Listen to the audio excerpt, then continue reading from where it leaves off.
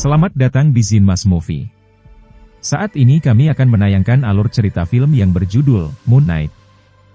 Sebelum kita masuk ke inti filmnya, jangan lupa subscribe, like, komen dan nyalakan loncengnya.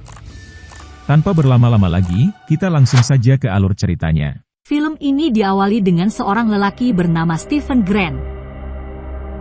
Stephen memiliki sindrom kebiasaan tidur yang aneh, di mana ia selalu mengikat salah satu kakinya dan menjaga keamanan apartemennya dengan sangat ketat. Mungkin, hal itu disebabkan karena Stephen sering berjalan dalam keadaan tidur.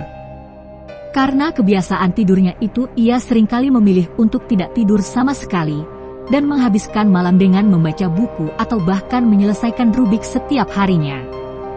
Stephen bekerja sebagai penjual cenderamata di sebuah museum.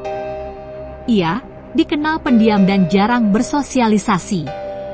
Satu-satunya orang yang selalu mendengarkan semua curhatannya yaitu sebuah arca yang ada di sentra kota. Pulang dari bekerja, Stephen kembali ke apartemen dan mengulang semua kebiasaan anehnya.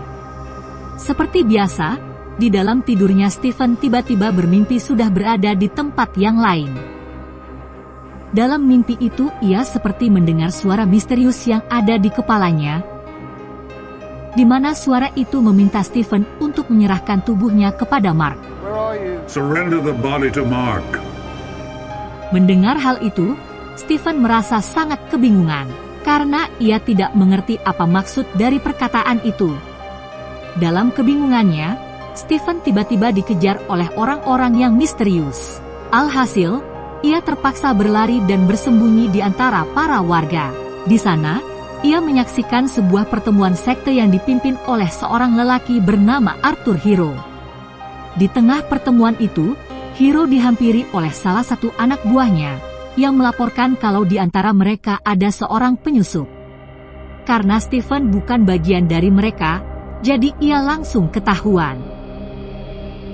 Anehnya, Hero langsung mengenali wajah Stephen dan berkata kalau Stephen adalah seorang tentara bayaran. Semua orang yang ada di sana langsung menatap Stephen dengan tatapan yang sangat sinis. Hero kemudian meminta Stephen untuk menyerahkan sebuah benda bernama scrap. Dan ajaibnya, benda itu ternyata benar-benar ada di saku jaketnya Stephen. Stephen yang tidak tahu apa-apa tentang benda itu, dengan santai menyerahkannya kepada Hero. Namun secara mengejutkan, tubuhnya seperti menolak seolah-olah dikendalikan oleh orang lain. Alhasil Hero langsung menyuruh para anak buahnya untuk menangkap Stephen. Kejadian aneh terjadi lagi. Stephen mendadak hilang kesadaran. 1 detik kemudian, ia sadar lagi, di saat ia sudah mengalahkan para anak buah Hero. Setelah itu, ia pun berhasil kabur dengan menggunakan sebuah truk. Tak sampai di situ, Stephen ternyata masih terus dikejar oleh para anak buah Hero. Kejadian seperti yang tadi terjadi lagi, di mana Stephen kehilangan kesadaran 1 detik, dan di detik berikutnya, ia sudah berhasil mengalahkan salah satu anak buah Hero. Kejadian itu terus-menerus terjadi, sampai akhirnya, Stephen pun terbangun dari tidurnya. Ia pun terlihat sangat lega, setelah mengetahui bahwa semua kejadian itu ternyata hanyalah mimpi. Ketika ia keluar dari rumah, ia pun terkejut setelah mengetahui kalau ternyata dia telah tidur selama 2 hari. Kemudian ia melihat sesuatu yang aneh di dalam apartemennya.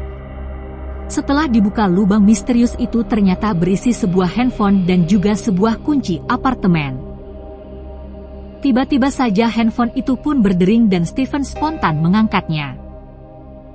Dari arah seberang, terdengar suara seorang wanita yang marah-marah sambil memanggil Stephen dengan nama Mark. Kemudian, telepon itu pun tiba-tiba terputus. Stephen mendengar lagi suara misterius yang memanggil namanya. Ketika ia mendekati sumber suara, ia sangat terkejut ternyata suara itu berasal dari cermin yang ada di dalam kamar mandinya. Tiba-tiba suasana terasa mencekam, sehingga Stephen memilih untuk segera kabur. Dari arah belakang ia melihat sosok yang sangat mengerikan sedang berlari mengejarnya. Lalu, Stephen pun berteriak, dan tiba-tiba tersadar sudah ada di dalam sebuah bus.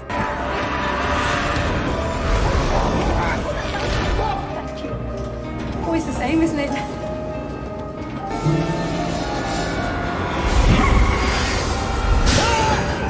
Jadi, apa yang dirasakan Stephen hanya halusinasi. Setelah itu, Stephen pun pergi ke museum untuk bekerja. Di sana ia pun tiba-tiba kembali bertemu dengan Hiro. Stephen pun langsung memanggil security, tapi security itu ternyata adalah salah satu pengikut Hiro. Tiba-tiba saja Stephen dihadapkan pada situasi di mana ia dikepung oleh Hiro dan para pengikutnya yang cukup banyak. Tujuan mereka masih sama seperti sebelumnya, yaitu mengambil scrap dari tangan Stephen. Saat Stephen sendirian di dalam museum, Hiro mengirimkan seekor binatang yang sangat mengerikan untuk menakut-nakuti Stephen. Stephen yang ketakutan lalu segera kabur dan bersembunyi di dalam toilet. Saat di dalam toilet, suara di kepala Stephen kembali muncul, dan wujudnya terlihat di kaca toilet.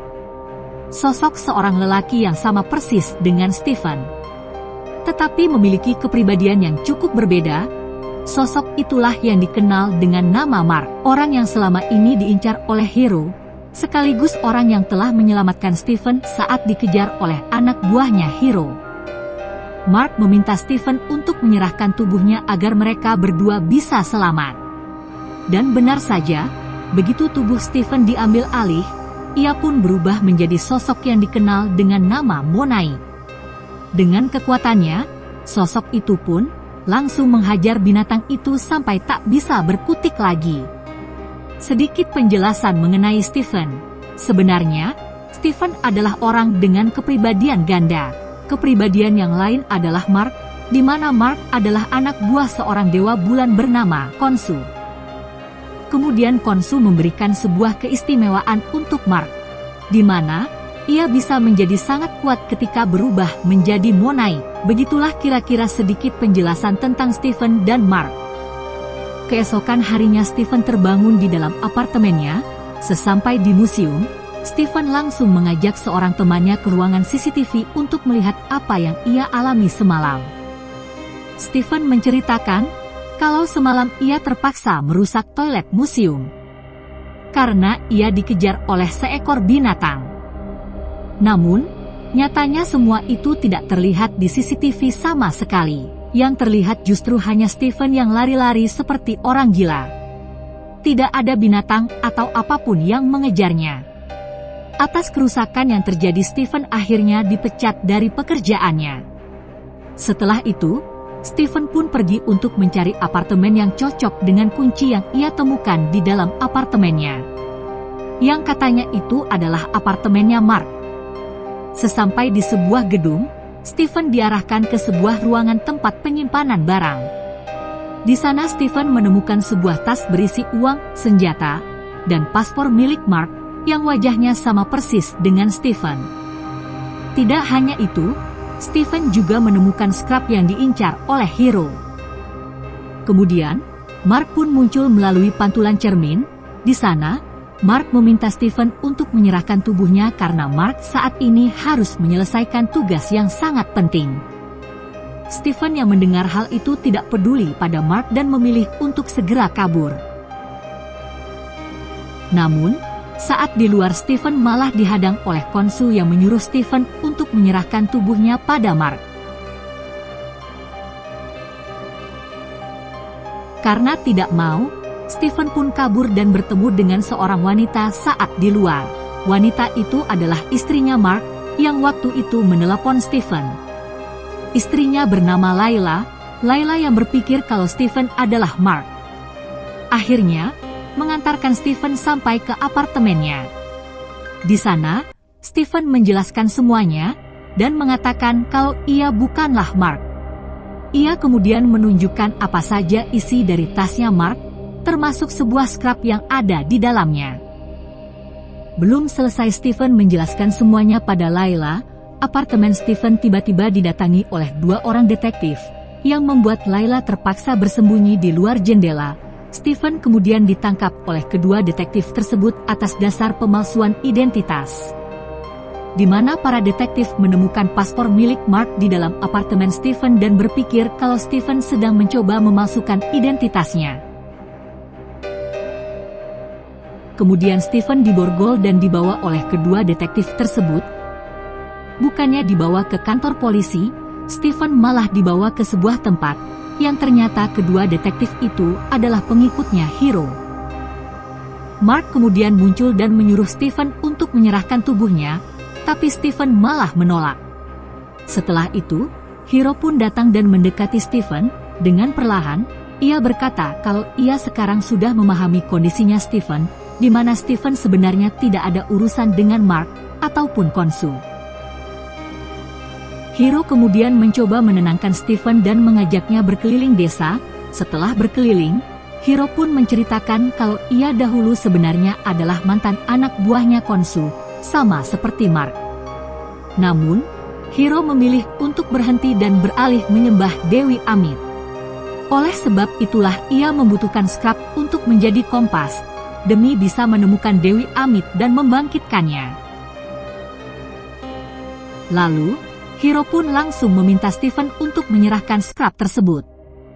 Namun, Stephen menjawab kalau sekarang itu tidak ada di tangannya.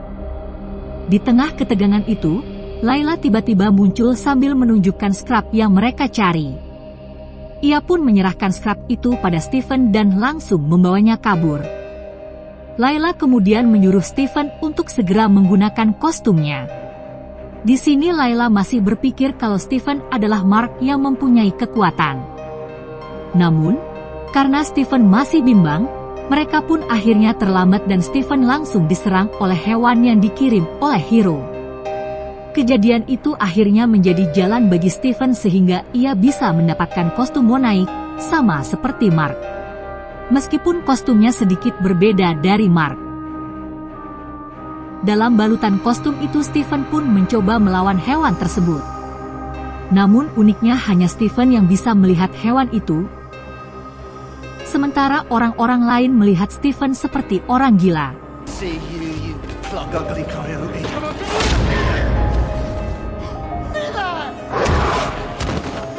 Look at him.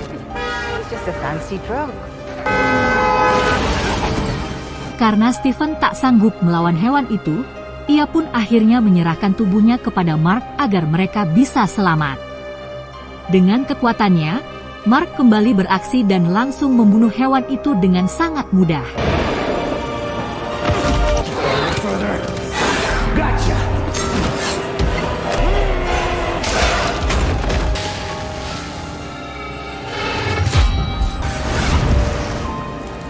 Setelah itu Mark sadar kalau ternyata scrapnya telah terjatuh dan diambil oleh Hero. Karena Mark sekarang sudah ada di tubuh Stephen, ia pun tidak mau mengembalikan tubuh itu pada Stephen.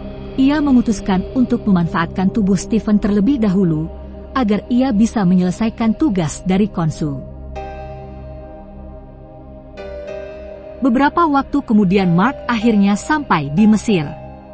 Dia datang ke sana untuk mencari Hero, dan menghentikan misinya yang ingin membangkitkan Dewi Amit.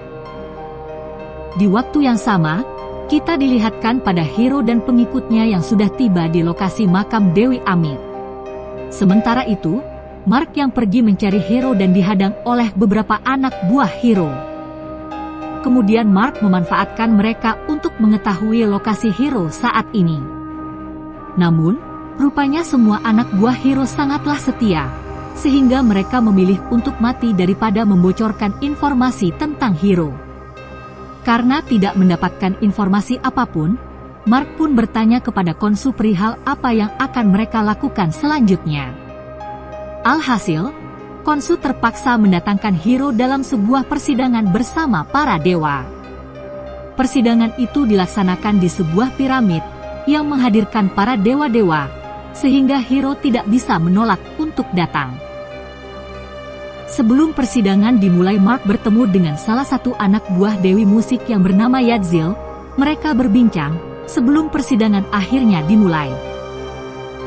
Konsu kemudian masuk ke dalam tubuh Mark dan melayangkan tuduhan pada Hero. atas tindakannya yang ingin membebaskan Dewi Amit.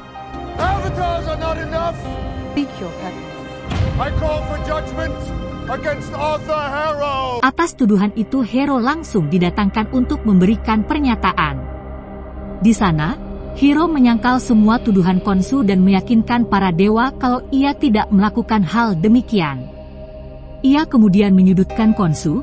Ia berkata kalau ia telah memanfaatkan orang gila untuk menjadi avatarnya.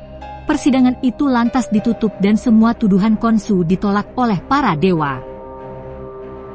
Setelah persidangan selesai, Yggdrasil memberitahu Mark untuk menemukan sarkofagus, seorang Medcai yang mengetahui lokasi makam Dewi Amit.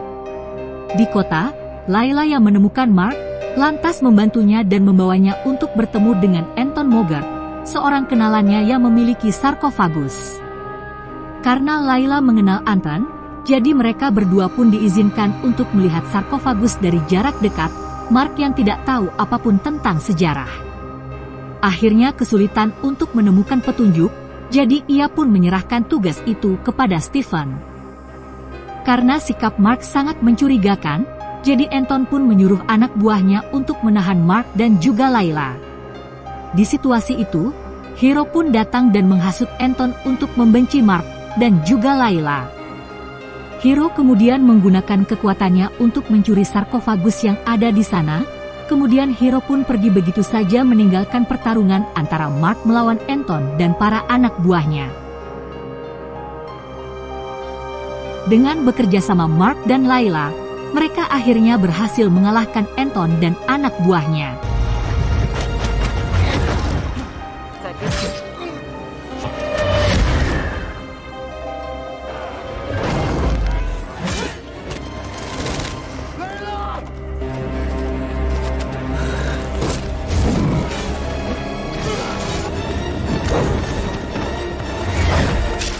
Setelah pertarungan itu Stephen kembali mengambil alih tubuhnya untuk memecahkan petunjuk yang mereka dapatkan. Beruntung Layla sempat mencuri sedikit petunjuk sebelum Hero mengambil sarkofagus. Setelah mendapatkan sebuah petunjuk, Khonshu dan Monaik bekerja sama untuk mengubah langit. 2000 tahun yang lalu, hal itu dilakukan agar petunjuk mereka bisa dicocokkan dengan rasi bintang di tahun itu.